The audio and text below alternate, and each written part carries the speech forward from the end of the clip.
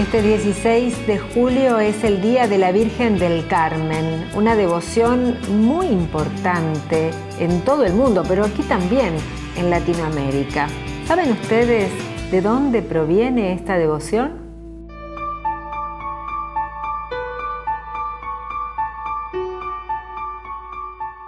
La subida al Monte Carmelo, donde se encontraba el profeta Elías, conduce a una experiencia de encuentro con Dios y contemplación de su creación. En la parte superior del monte está situado el monasterio y la basílica anexa, dedicada a la Virgen del Carmen. Precisamente en este lugar se encuentra una gran estatua de la Virgen que lleva entre sus manos un escapulario.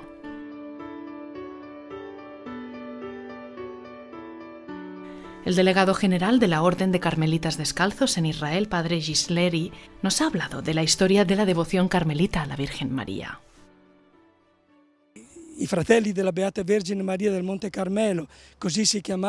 Los hermanos de la Virgen del Monte Carmelo, como se llamaban los primeros religiosos que aquí se establecieron en Guasiesia, fueron expulsados.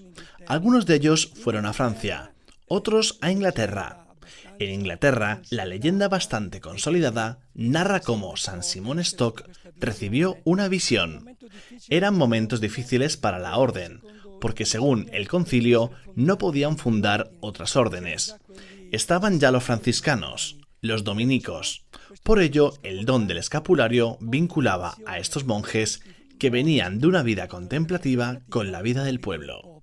Y en pocos años, también ellos se transformaron en otras órdenes mendicantes, es decir, al servicio de la gente. Y el escapulario, como el rosario, era un medio para poder honrar a la Virgen María y un medio para la gente. Nuestra Señora del Carmen es también conocida como Nuestra Señora del Monte Carmelo. La devoción difundida por la Orden Carmelita se celebra el 16 de julio, día en el que San Simón Stock tuvo la visión de la Virgen María.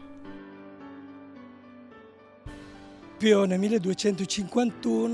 1251 situamos este don del Santo Escapulario por parte de la Virgen, que es un signo de devoción por parte del fiel y un signo de protección por parte de la Virgen.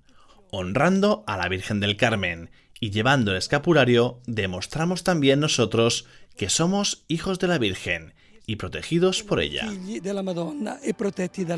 Hay peregrinos que vienen solo para contemplar la belleza del lugar. Estamos aquí en este bello monasterio de Stella Maris, que es un hermoso lugar en las montañas de Haifa. El lugar es muy tranquilo. En el interior encontramos hermosas imágenes e importantes escenas bíblicas. Otros vienen para dar gracias o pedir una bendición especial. I'm come to here in Stella Maris. This is in Haifa, okay, in Israel. I come to here for I want to be. He venido aquí a Stella Maris en Israel porque estoy enferma, tengo un cáncer de pecho. Mi deseo es pedir la curación, una bendición y la fuerza para continuar. Yes. My petition here is to ask for healing. That to continue blessing me for to have strength. Virgen del Carmen, ruega por nosotros.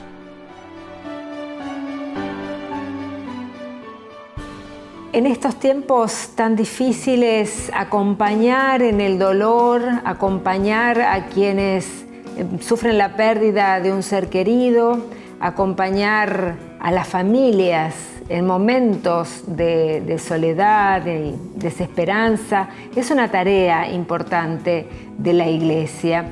Y la Pastoral del Duelo trabaja muchísimo, desde hace mucho tiempo, pero ahora aún más, ¿no? Para hablar de este tema, para profundizar y ver cómo está también el trabajo, desarrollándose el trabajo en la Pastoral del Duelo, con los cinerarios aquí en la Arquidiócesis de Buenos Aires. Estamos ya en comunicación con el padre Ariel Díaz. Él es tucumano de la Diócesis de Concepción, pero está aquí en la Parroquia Soledad de María con el padre Alejandro Puigari, que están trabajando en este tema. Así que bienvenido, padre Ariel, gracias por atendernos. No, gracias a ustedes por la invitación y por poder compartir este servicio tan lindo de la Iglesia que, como lo decía al inicio, ha cobrado mayor relieve en este último tiempo, si se quiere, ha sido puesto sobre el tapete, pero es algo que la Iglesia siempre lo hizo, lo hace y lo seguirá haciendo. Es un lugar de anuncio, también el misterio de la muerte para nosotros los cristianos. Y yo creo que es esencial en esta tarea y en este servicio pastoral sabernos poner en el lugar del otro. Claro. Para eso implica ir conociendo la importancia de formarnos en esta dimensión de la pastoral del duelo, para evitar, como uno dice, algunas frases hechas que comúnmente usamos y que a veces, más que frases hechas, la presencia, el silencio elocuente vale mucho más que algunas palabras que las solemos usar, pero que en el momento del dolor hay que ser muy prudentes, ¿sí? Esto del Papa Francisco que nos repite quitarnos el calzado ante la tierra sagrada que es el otro, aquí en la pastoral del duelo es fundamental, es esencial el respeto al dolor y al tiempo de cada uno de llevar este misterio tan profundo que hoy en la sociedad a veces se evita hablar, pero que la pandemia lo ha vuelto a poner sobre la mesa. Entonces nuestra mirada se dirige, ¿no? ¿De qué se trata? ¿Qué es la pastoral del duelo? ¿Cómo son los ritos o es el rito que se realiza particularmente con el tema de los cinerarios en las parroquias? Cuéntenos un poquito. Sí, a ver, cuando uno habla de duelo, lo entendemos fundamentalmente ante la muerte de un ser querido. Aunque el término duelo es mucho más amplio, toda pérdida para el ser humano implica hacer un duelo, que es un camino de aceptación y de adaptación a la nueva realidad que toca vivir. Cuando uno pierde algo, por ejemplo, pierde un trabajo, tiene que hacer un duelo para asumir esa realidad de haber perdido el trabajo. En la realidad de la muerte de un ser querido, se trata de hacer un camino en el cual uno va entendiendo, aceptando y aprendiendo a vivir con la realidad de la ausencia física de la persona amada. Hacer el duelo no implica olvidar al ser querido, todo lo contrario. Hacer el duelo no implica no sentir dolor y sufrimiento por la ausencia. Y desde la fe yo siempre me gusta repetir esta frase: la fe y la esperanza no nos hacen inhumanos, sino que ese misterio del dolor y de la muerte nos invitan a asumirlo de otro modo. En particular en la pastoral de los cinerarios, que está muy extendido aquí en la Arquidiócesis de Buenos Aires. Yo cuando llegué el año pasado me encontré acá en la parroquia Soledad de María con esta pastoral muy linda y muy bien organizada, en la cual yo también fui aprendiendo. Fundamentalmente tiene como etapas esta pastoral.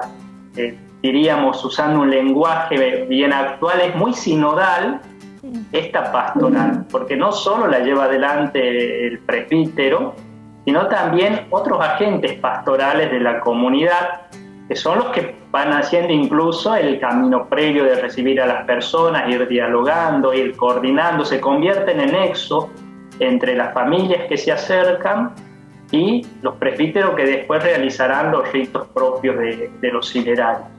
Pero de algún modo estos laicos, estos fieles, son el primer rostro con el que se encuentran las personas en medio de su dolor, por eso son esencial el modo en que son recibidos. Es muy importante esto que nos decís, porque en esos momentos hay hasta una complejidad de trámites y cosas que hay que hacer, que es muy difícil para quien está pasando esas situaciones si no está bien acompañado. ¿Eso ustedes también lo consideran en todo lo que es la pastoral? Sí, exactamente. Hay a quien le ha tocado hacer un duelo, ¿sabes? Que a veces no se sabe a dónde hay que ir, dónde hay que consultar, qué trámites hay que realizar. Entonces sí están las personas preparadas, en las que también van ayudando en esa etapa, cuando la muerte reciente. A veces acercan otros que ya han realizado todos esos trámites, pero incluso para hacer el ritual del cinerario también hay que hacer ciertos trámites de poder dejar bien asentados algunos datos. Se trata de facilitar, porque claro, en medio del dolor uno también tiene que ser comprensivo en ese aspecto. Claro que sí. Y en este tiempo de pandemia, sí. Perdón, padre, y en este tiempo de pandemia, ¿qué hubo que hacer alguna adaptación? ¿Hubo que trabajar de otra manera? ¿Ustedes tuvieron que enfrentarse a cosas, bueno, seguramente que tuvieron que enfrentarse a situaciones diferentes, pero ¿cómo lo fueron manejando? ¿Cómo los fue afectando? Sí, la pandemia afectó. A ver, en la pastoral del duelo cumple un rol esencial el afecto y la cercanía. Si bien el duelo es un hecho personal, porque cada uno lo va aprendiendo a hacer, no existen recetas, lo va aprendiendo a hacer, es personal, pero esto no implica que sea solitario, en soledad. Necesita todo lo contrario, el afecto, la contención, el que otros caminen al lado. Y la pandemia justamente ha deshumanizado ese aspecto de la muerte. Por un lado, lo que es el duelo previo, que es cuando uno va acompañando al enfermo y va preparándose de algún modo para la muerte, ha estado muy ausente en el tiempo de pandemia. Ya sea los enfermos de COVID como otros que no murieron a causa del COVID, pero sí en medio de la pandemia, se despidieron de sus familiares en el hogar y hay personas que no volvieron a ver su ser querido. Entonces ahí se crea un gran hueco que tenemos que ir buscando los modos para acompañar. Segundo, al inicio sobre todo de la pandemia, para las personas de fe no se les permitía a los sacerdotes acceder a dar la unción o ingresar a los cementerios a realizar los rituales. Entonces, sobre todo el año pasado, esa parte también costó mucho poder acompañar porque no se nos permitía. Sí fuimos ingeniándonos usando estos medios, ¿no? Organizando algún Zoom con las familias para compartir, dialogar y poder hacer un momento de oración, ofrecerles la celebración de la Eucaristía de este modo, así a través de las redes sociales, pensado solo para esas personas, por esa sola intención, en los que ellos se reunían como familia. Una vez que se fueron habilitando la participación de los fieles en las celebraciones, también se fue buscando espacios abiertos. Acá en Soledad de María, por ejemplo, el ritual del cinerario tiene como dos grandes momentos. Uno más íntimo de la familia, en el que nos reunimos en torno al lugar donde van a ser depositadas las cenizas, durará 10-15 minutos, y previamente se le pide a la familia que realice una semblanza, es decir, ellos se reúnan previamente y escriban algo sobre el ser querido, que lo leen en ese momento. Y todos nos comparten que eso les hace mucho bien, porque es un recordar al ser querido en medio del dolor, pero también como haciendo memoria agradecida. Los seres queridos y las personas que pasan en nuestra vida siempre dejan alguna huella. Y es esa huella la que hay que conservar en el corazón. De eso se trata el recordar, traer nuevamente al corazón. Y esa semblanza a ellos les ayuda porque lo expresan por escrito, que después lo dejan en la parroquia y nosotros lo incorporamos a una carpeta que tenemos con semblanza y ellos lo leen en ese momento. Y luego tenemos el momento más comunitario. Terminada el ritual del cinerario, los invitamos a pasar a la celebración de la Eucaristía, donde la comunidad los recibe y los acompaña, y la comunidad se compromete a rezar por la persona fallecida, pero también a acompañar. Entonces, esos dos elementos, el más íntimo y el comunitario, ayudan mucho en este camino del dolor y camino del duelo. Muchísimas gracias, Padre, por tu trabajo y muchas gracias por este ratito. Les agradezco a ustedes y para lo que necesiten a su disposición.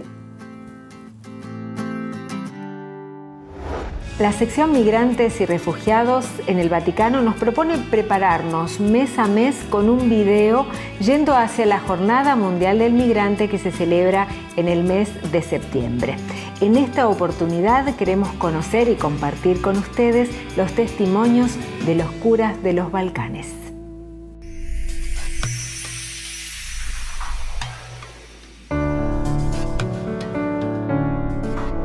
Sono Padre Stanco Perica, gesuita croato, direttore del GRS, il servizio dei gesuiti per i rifugiati nell'Europa sud-orientale, che comprende Bosnia e Erzegovina, Croazia, Serbia e Kosovo. Tra tutti questi paesi, una frontiera tra le più difficili da passare è questa vicino a Bihać, tra Bosnia e Croazia, dove mi trovo adesso. Oggi la Chiesa è chiamata a uscire per le strade delle periferie esistenziali, per curare chi è ferito e cercare chi è smarrito, senza pregiudizi o paure, senza proselitismo, per poi allargare la sua tenda per accogliere tutti.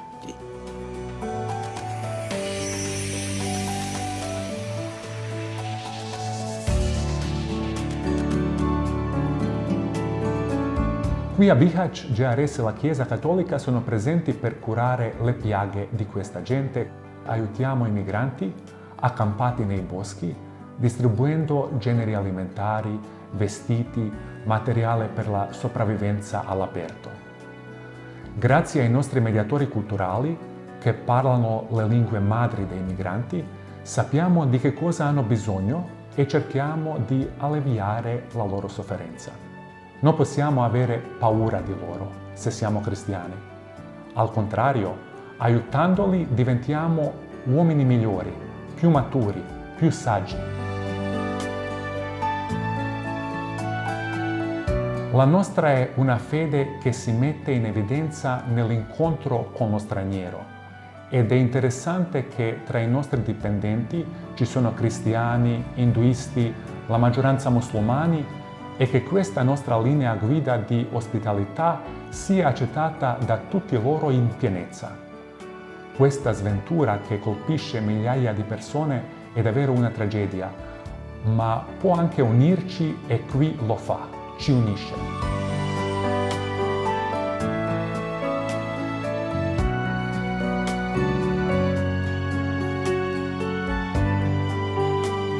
Tanti che non vogliono avere niente a che fare con questa realtà si fermano sul livello delle idee, rimangono lontano dai bisognosi, sono impauriti da loro e questo allontanamento aumenta sempre. Chi decide di farsi vicino apre dentro di sé una realtà inconcepibile agli altri. Facendosi vicini, cambiamo anche noi stessi, diventando persone differenti, arricchite.